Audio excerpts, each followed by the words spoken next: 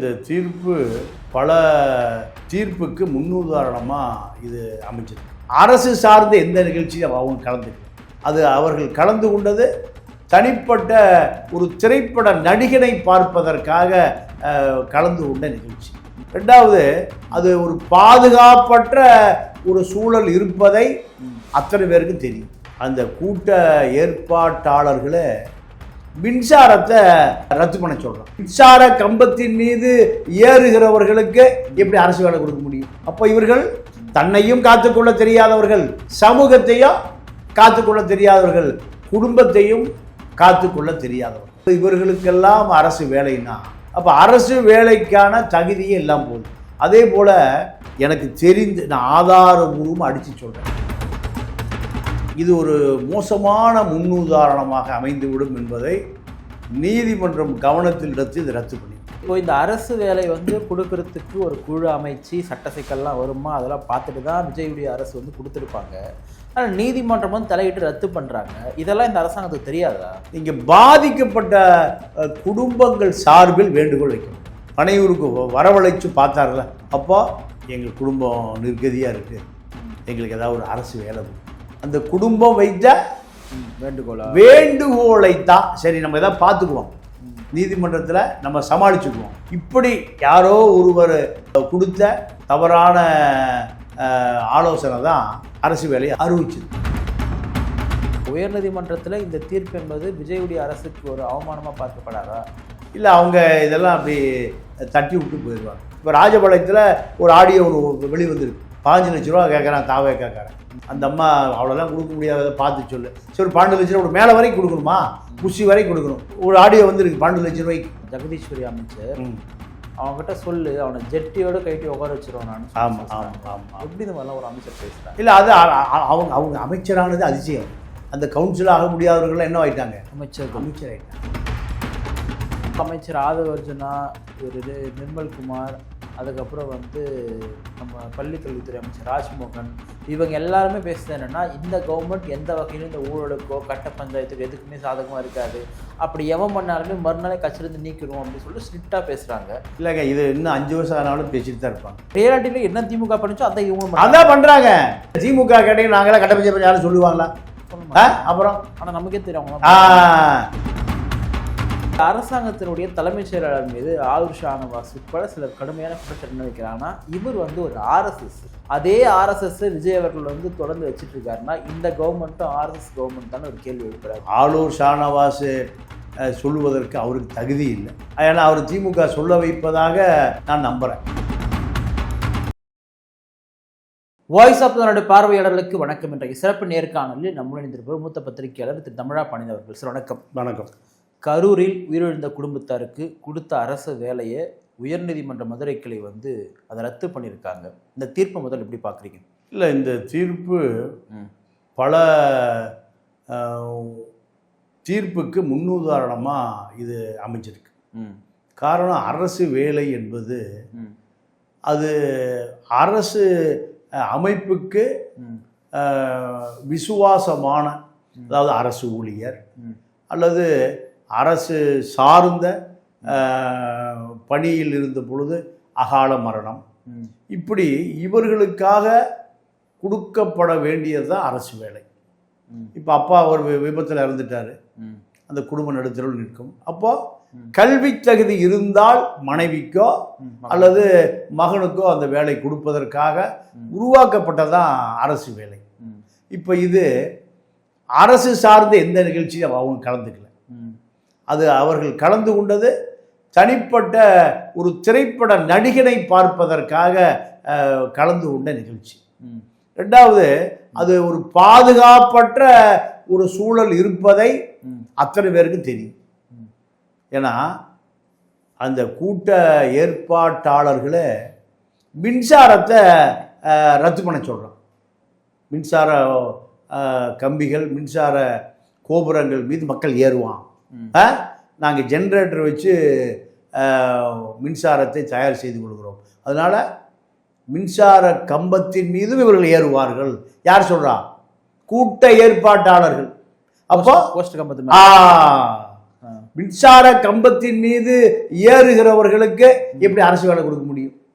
அப்போ இவர்கள் தன்னையும் காத்துக்கொள்ள தெரியாதவர்கள், சமூகத்தையும் காத்துக்கொள்ள தெரியாதவர்கள், குடும்பத்தையும் காத்துக்கொள்ள தெரியாதவர்கள். சினிமா தேட்டரில் நசுங்கி செத்து போனா எனக்கு தெரிஞ்ச எம்ஜிஆர் படம் பார்க்குற ரிலீஸ் ஆகிற காலத்தில் 77க்கு முன்பு பழைய பேப்பர் எடுத்து பாருங்க. சினிமா தேட்டரில் அது ஒரு குறுகிய சந்து தான், ஒரு ஆள் மட்டும்தான் போக முடியும். நீங்கள் ஒரு 60களில் பிறந்தவன் 1975 இருக்கக்கூடிய இளைஞர்களுக்கு தெரியும். அதில் நசுங்கி செத்து போவான் நிறைய பேர். அப்போ எம்ஜிஆர் அப்போ அத்தனை பேருக்கு அரசு வேலையை கொடுத்தார் இல்லை. அப்போ இதே போல் டிக்கெட் கிடைக்கலைன்னா மாடியிலேருந்து கூச்சி செத்து போயிடுவான். மாடியிலேருந்து எடுத்து பாருங்க, பத்திரிகை எடுத்து பாருங்க, இப்படியெல்லாம் நடக்கும். அப்போ இவர்களுக்கெல்லாம் அரசு வேலைன்னா அப்போ அரசு வேலைக்கான தகுதியே எல்லாம் போகுது. அதே போல் எனக்கு தெரிந்து நான் ஆதாரபூர்வமாக அடித்து சொல்கிறேன், இரு சமூகங்களுக்கான சண்டைகளை சட்ட ஒழுங்கை ஏற்படுத்துவதற்காக ஜெயலலிதா ஆட்சி காலத்தில் திட்டமிட்டு நடக்கும். 2 சமூகங்களுக்கான சண்டை. நீங்கள் குடியங்குளம் சண்டையே அப்படி திட்டமிட்டு உருவாக்கப்பட்டதான். அந்த குடியங்குளம் சண்டைக்காக தேவேந்திர குல வேளாளர் மக்கள் பெருந்திரளாக கோட்டை நோக்கி ஒரு பெரிய பேரணி போகிறாங்க. அந்த பேரணியை தடுத்து நிறுத்துவதற்கு ஆதிக்க சாதியை சேர்ந்த அழகு செக்யூரிட்டி சர்வீஸ் பேரே சொல்கிறேன், அதை ஆதிக்க சாதியை சேர்ந்தவர்கள் நடத்துகிற அந்த நிறுவனம் குண்டர்களை விட்டு அடிச்சுது. யாரு? தமிழக முதலமைச்சராக இருக்கிற ஜெயலலிதாவுக்கு ஆதரவா சசிகலாவே இந்த வேலையை பண்ணிச்சு. அப்போ அங்கே அப்போ அரசு வேலை கொடுக்கலாமா? இது மாதிரி நிறைய அரசியல்வாதிகள் தங்களுடைய சுயநலத்திற்காக செய்கிற செயல்தான் இது போன்ற விரும்பத்தகாத செயல்கள். இதுக்கெல்லாம் அரசு வேலைன்னா அரசு வேலைக்காகவே மரணம் அடைகிற நிறைய பேர் இருக்காங்க. இது ஒரு மோசமான முன்னுதாரணமாக அமைந்துவிடும் என்பதை நீதிமன்றம் கவனத்தில் எடுத்து இது ரத்து பண்ணியிருக்கு. இல்லை, இப்போ இந்த அரசு வேலை கொடுக்கறதுக்கு ஒரு குழு அமைச்சு சட்ட சிக்கல்லாம் வருமா, அதெல்லாம் பார்த்துட்டு தான் விஜயுடைய அரசு கொடுத்துருப்பாங்க. ஆனால் நீதிமன்றம் தலையிட்டு ரத்து பண்ணுறாங்க. இதெல்லாம் இந்த அரசாங்கத்துக்கு தெரியாதா? இல்லை, இதில் என்ன நடந்திருக்குன்னா, அரசு வேலை கொடுப்பது பற்றி அவர்கள் ஆராய்ந்து இது தள்ளி வைக்கப்பட்டது, புறக்கணிக்கப்பட்டது. நீங்கள் பாதிக்கப்பட்ட குடும்பங்கள் சார்பில் வேண்டுகோள் வைக்கப்பட்டது. நீங்கள் அவர் பனையூருக்கு வரவழைச்சு பார்த்தார்ல, ஆமாம், அப்போ எங்கள் குடும்பம் நிர்கதியாக இருக்குது, எங்களுக்கு ஏதாவது ஒரு அரசு வேலை கொடுங்க. அந்த குடும்பம் வைத்த வேண்டுகோளைத்தான் சரி நம்ம எதாவது பார்த்துக்குவோம், நீதிமன்றத்தில் நம்ம சமாளிச்சுக்குவோம். இப்படி யாரோ ஒருவர் கொடுத்த தவறான ஆலோசனை தான் அரசு வேலையை அறிவிச்சுது. இது போன்ற பல இப்போ பார்த்தீங்கன்னா அந்த டாஸ்மார்க் கடை 5500 கடை இருக்குது. 5500 கடை 500 மீட்டர் தள்ளி தான் மெயின் ரோட்டில் இருந்து இருக்கணும்னு ஒரு நீதிமன்ற உத்தரவு இருக்கு. இப்போ நேற்று ஒரு ஜியோ போட்டிருக்காங்க, அந்த கடையிலேருந்து 200 மீட்டரில் ஒரு பார் ஓப்பன் பண்ணிக்கலாம். அந்த விதியை தளர்த்திருக்காங்க. ஏன் தளர்த்திருக்காங்கன்னா, இதில் தான் தாவேக்கா வலுவாக நிற்க போகுது திமுக அதிமுகவுக்கு இணையாக. எப்படின்னா, நீங்கள் திமுக அதிமுக 5500 டாஸ்மார்க் கடை இருக்குல்ல, அந்த 5500 டாஸ்மார்க் கடையும் அப்படியே வட்ட செயலாளர் கைக்கு போயிடும். யார் கைக்கு? வட்ட செயலாளர். திமுக திமுக வட்ட செயலாளர், அதிமுக அதிமுக வட்ட செயலாளர் கைக்கு போயிடும். அப்படி கைக்கு போனால் அவருக்கு அந்த கடையில் மாதம் 5 லட்ச ரூபா வருமானம் வரும். எவ்வளவு? 5 லட்ச ரூபா வரும். ஏன்னா ஒரு நாளைக்கு அந்த கடையில் 30,000 ரூபாய்க்கு விற்கும். எது? சரக்கு இல்லை, இது பார். நீங்கள் தண்ணி பாக்கெட்டு 50 பைசா தண்ணி பாக்கெட்டு அங்கே 5 ரூபா. டம்ளர் பிளாஸ்டிக் டம்ளர் அங்கே 5 ரூபா. ம். எல்லாமே ஒரு 5 மடங்கு விலை ஜாஸ்தியாக இருக்கும். அப்போ அவனுக்கு அந்த வட்டச்சேலை ஒரு நாளைக்கு எவ்வளோ 10,000 ரூபாய்க்கு விற்று 5,000 ரூபா வந்து ம். சாதாரணமாக சின்ன கடையில். அப்போ அவனுக்கு 1,50,000 2 லட்சம் ம். தாவேக்காவே சம்பளம் கொடுக்கறத போல வந்து அவன் என்ன பண்ணுவான், மாநாடுனா ஒரு 2 பஸ் வைப்பான். 5,500 2 பஸ் எவ்வளோ ஆச்சு? எவ்வளோ ஆச்சு? 10,000 பஸ் ஆச்சு. ஒரு மாநாட்டுக்கு 10,000 பஸ் நின்னா அதுதான் மாநாடு. திராவிட ஃபார்முலா. இது இப்போ யார் கையில் எடுத்துட்டா? விஜய் இப்போ கையில் எடுத்திருக்காரு. இப்போ முதல்ல ஒரு சட்டவிரோத குழு, ஒரு சட்டவிரோத கட்சி இருக்கு DMK. PW contract, IAS contract, டிச்சு கட்டுற கான்ட்ராக்ட் எல்லாத்தையும் போய் கமிஷன் வாங்கிடுவான். எல்லாத்தையும் போய் கமிஷன் வாங்கிடுவான். அப்புறம் திமுக அதிமுக வந்தது. இப்போ யார் வந்துட்டா? தாவேக்கா வந்துருச்சு. உயர்நீதிமன்றத்தில் இந்த தீர்ப்பு என்பது விஜயுடைய அரசுக்கு ஒரு அவமானமாக பார்க்கப்படாதா? இல்லை, அவங்க இதெல்லாம் அப்படி தட்டி விட்டு போயிடுவாங்க.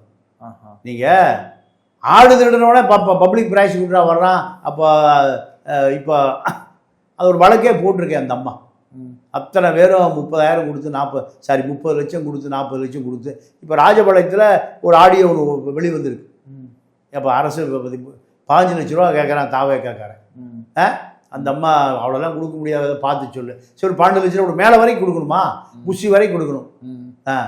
ஒரு ஆடியோ வந்துருக்கு 12 லட்ச ரூபாய்க்கு.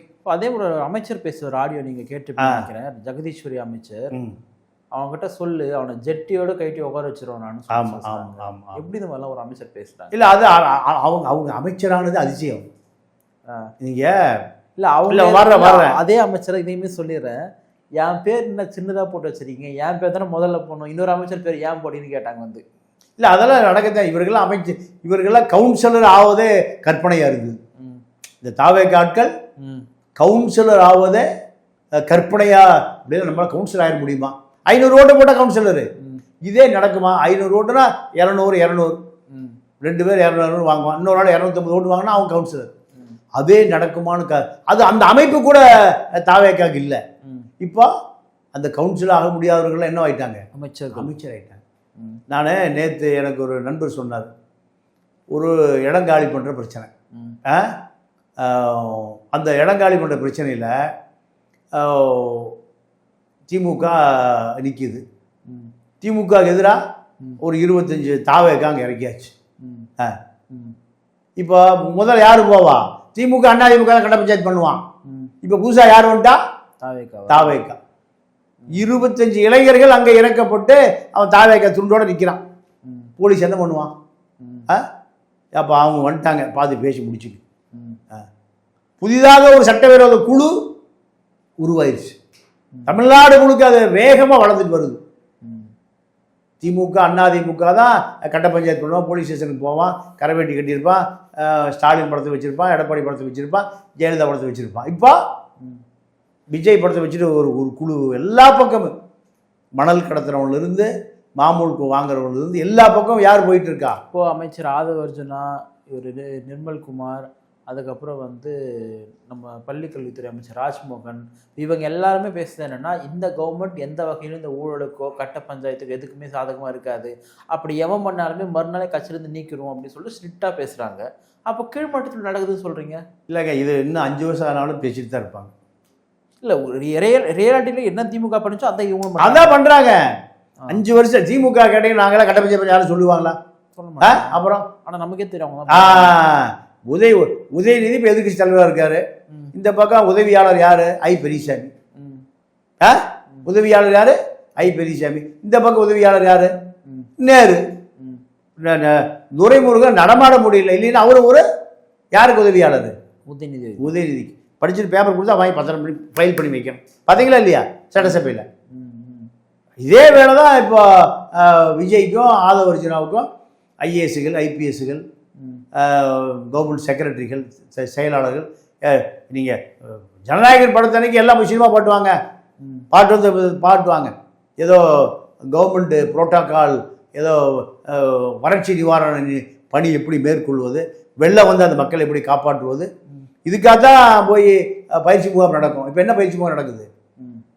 ஜனநாயகர் படத்தை பார்த்துட்டு வாங்க. நீங்கள் ஜனநாயக படம் பார்த்தீங்களா? ஜனநாயகமே இங்கே இல்லை, அப்புறம் எங்கே போய் ஜனநாயகம் படம் பார்க்குறது? பார்க்கல. ஒரு முதலமைச்சருடைய கடைசி படம், அதனால் கேட்குறேன், நான் பார்க்கல.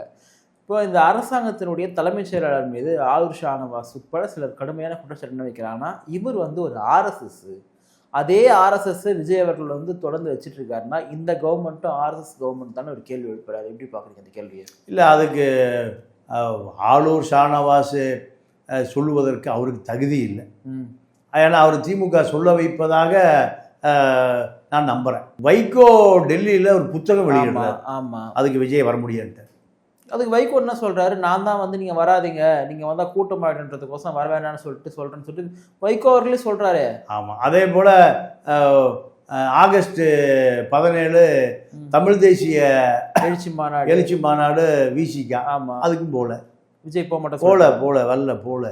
அப்போ இதெல்லாம் டெல்லியை கலவரப்படுத்தும், டெல்லியை கோபப்படுத்தும். இது வந்து ஸ்டாலின் அப்படித்தான் இருப்பார், எடப்பாடி அப்படித்தான் இருப்பார், இப்போ விஜய் அப்படித்தான் இருப்பார். ஏன்னா இவர்கள் செய்வதை பூரா டெல்லி கண்காணிச்சுட்டே இருக்கான். இவர்கள் இப்போ மதுவை ஒழிக்கிறேன்னு சொல்லிட்டு இப்போ டாஸ்மாக் கடை பூரா தாவேக்காரனுக்கு வரப்போகுது. தாவேக்கா கட்டுப்பாட்டுக்கு அரசு விதியை தளர்த்தியிருக்காங்க. இதெல்லாம் இதுக்கு அரசு விதியை தளர்த்த வேண்டிய தேவை தாவேக்காரன் 5500 பேர் எப்படி மாறணும்? லட்சாதிபதியாக மாறணும், கோடீஸ்வரனா மாறணும். இல்லை, அந்த அலிகேஷன் உண்மை தானே? அவர் ஆர்எஸ்எஸ், அவர் யாரு? Chief secretary. ஆமாம்.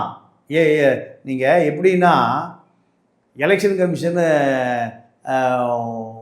அவரை போடுது. ஆமாம், எலெக்ஷன் கமிஷன் அவரை போடுதுன்னா திமுகவுக்கும் சார்பாக இருக்கக்கூடாது, அதிமுகவுக்கும் சார்பாக இருக்கக்கூடாது.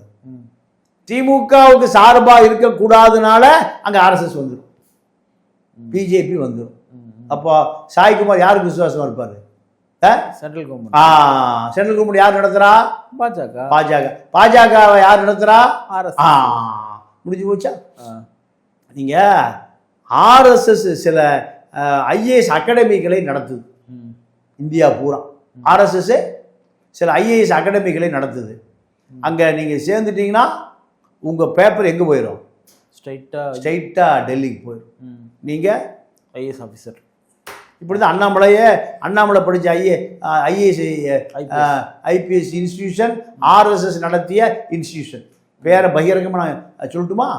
அது சொல்லக்கூடாது, ஏன்னா நிறைய பேர் படிச்சுட்டு இருக்காங்க, எதிர்காலம் பாதிச்சு. வேண்டாம். இப்படித்தான் இதெல்லாமே இந்தியாவை ஆர்எஸ்எஸ் தான் மறைமுகமாக ஆள்கிறது. இதை 1000 வருஷமா திருப்பி அடிச்சடி சொல்ல முடியும். எத்தனை வருஷமா? 1000 வருடங்களா நான் சொல்ல முடியும். இந்தியா முழுமைக்கும் ஆர்எஸ்எஸ் தான் ரூல் பண்ணுது. சாய்குமார் சீஃப் செக்ரட்டரி மட்டும் இல்லை, எல்லா ஐஏஎஸ் அதிகாரிகளுடைய குடிமை எங்கே இருக்குது? டெல்லியில் தான் இருக்குது.